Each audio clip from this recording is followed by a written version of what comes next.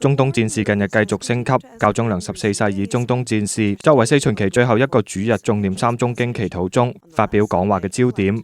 Non possiamo rimanere in silenzio di fronte alla sofferenza di così tante persone vittime inermi di questi conflitti.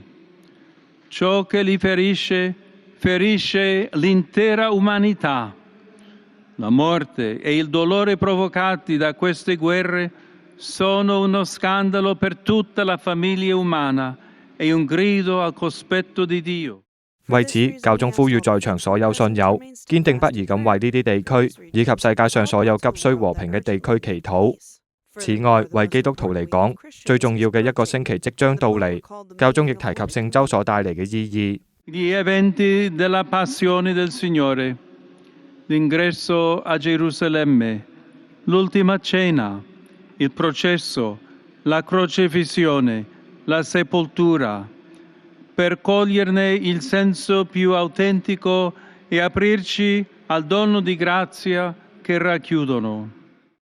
喺整個聖週，教宗嘅日程排滿咗各項活動同會晤。喺慶祝主耶穌進入耶路撒冷嘅聖之主日到嚟前，教宗良14世到訪摩納哥，呢個將係教宗首次訪問該國。